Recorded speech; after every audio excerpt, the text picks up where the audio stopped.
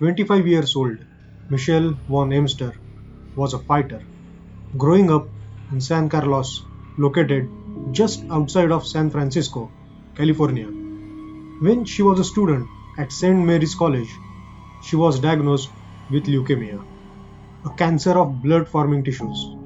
It would be a harrowing battle that would nearly kill her, but she managed to face the ravaging disease in a fight that she ultimately won.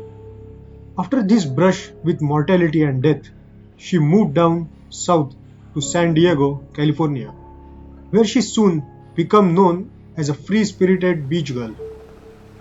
Although she rented a place in the scenic hills of Loma Portal overlooking San Diego Bay, she was quite the drifter, spending much of her time at Ocean Beach, known at that time as a place of surfers and bohemians. By all accounts, she was in love with the ocean, spending nearly every day there surfing, swimming, and sometimes simply meditating on the beach. The ocean was her life, but it would also tragically end up being her death, and she would become a mysterious and ominous case that still has not been adequately solved. Before we head into our today's story, if you are new to our channel, please consider to hit that red button and subscribe to our channel and turn on all the notifications so that you will never miss any of our weekly uploads. So let's get back to the story. On the night of April 14th, 1994, Michelle went out to attend a Pink Floyd concert with her friend and roommate, but the two discovered that they had bought the wrong tickets. Michelle was apparently pretty disappointed, and on the way home, she asked her friend to drop her off at a pier on Ocean Beach that was not far from the house she was staying at. Michelle's friend thought nothing of it, as the pier was only a few blocks from the house, and Michelle spent a lot of evenings walking along the beach, lost in her thoughts. Considering how upset she was about missing a concert she had been looking forward for weeks, it was just assumed she wanted to take a stroll and clear her mind. The friend dropped her off as asked at around 8 pm, and she would not have possibly imagined that this would be the last time Michelle would be seen alive. The next day, on Friday, April 15th, 1994, two surfers noticed a commotion of seabirds near a tangled mass of kelp in the surf along the shore, below a place called Sunset Cliffs. Wondering what the fuss was, they went to investigate, and as they drew closer, they were treated to the sight of a naked woman with eyes wide open and bobbing about face down in the frothy surf as seagulls flocked about her. The body was reported immediately and moved to the San Diego lifeguard headquarters, after which she was identified as Michelle Von Emster, and an official police investigation was launched. An examination of the body showed that she was naked except for some jewelry. She had sustained some rather grievous wounds. Not only was her right leg completely missing from the thigh down, torn off at the femur, but there were also gruesome, large tearing type wounds with missing tissue on her body, and the pelvis had been pulled apart by brute force. She had also sustained several broken bones, including broken neck and broken ribs, as well as various scrapes on her face and torso. And there was a large amount of sand found in her mouth, lungs, throat, and stomach. The autopsy would also conclude that she had been alive when she had received her various injuries, and that she had been in the water for only a very short time. Despite all of the injuries, a true final cause of death could not be determined. The immediate verdict was that this was the work of a catastrophic shark attack. The idea being that Michelle had decided to take a spontaneous swim that evening during her walk. and had been killed by a great white. However, why would she just go out swimming naked? And where were her clothes? Her clothes could not be found, and making it more mysterious was that the green trench coat she had been wearing and her purse were soon found around 2 miles from where she had wound up dead.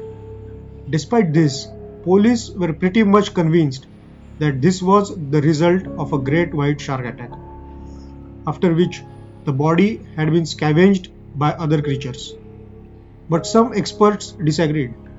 One shark expert by the name of Ralph Collier was immediately suspicious of the shark attack when he viewed the remains, saying, "One of the things that struck me was the condition of the limb. When a white shark bites off part of limb, the break is clean, almost like you put it on a table saw." There were also no real apparent impressions made by a great white's teeth, and his expert opinion was that, although she had no doubt been scavenged upon by smaller sharks, none of these had been the result of a great white attack. There was also the fact that shark attacks were considered to be rarer than rare in that area, something almost unheard of. Considering these inconsistencies, many other unofficial theories began brewing around the case, with the main theory being that she has been murdered. One possible suspect was seen as a man who Michelle had been complaining was stalking her shortly before her death, although this alleged stalker has never been identified. Another was a man by the name of Edwin Decker, who went on a date with Michelle Von Emster, who was found to have a morbid poem that mentioned her death and the shark attack, which eerily reads, "The report said there was a tattoo, a butterfly on her shoulder, which I remembered that night on my couch when I, like the shark, chewed on her lips and took off her shirt." Pretty disturbing stuff. But an investigation into Decker turned up nothing to link him to the death.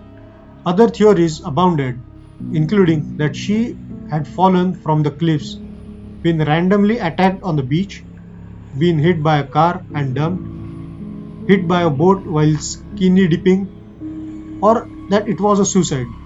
It was also suggested that she may have been high on drugs, although her family and friends deny that she took any controlled substances. Suicide also seemed unlikely because she had just beaten cancer and had gained a new appreciation for life, which was one of the reasons she had moved to San Diego, to be near the ocean she loved so much. The cliff idea makes sense, as people had fallen to their deaths from there before, but her injuries were inconsistent with such a high fall.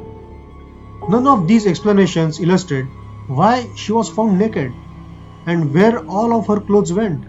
In the end, the authorities have always stuck by their official verdict that Michelle's death was the result of a shark attack. So sure of this that an official homicide investigation into the matter has never been launched, despite several pleas to reopen the case. How can this be? To this day, there is no clear answer as to how this poor woman ended up naked, alone, and dead out in that surf. How did she get there? What happened to her? What caused all of her horrific injuries? Where did her clothes go, and was this a murder or a simple freak accident? Michelle was a fighter, but it seems that it just wasn't good enough in this case. What was going on here? We may never know for sure. So that's it for the today's video. Please let me know in the comments your thoughts about what went wrong with Michelle. Also, if you are new to our channel, please consider to subscribe it by hitting that red button and turn on all the notifications so that you will never miss any of our weekly uploads. Till then, take care.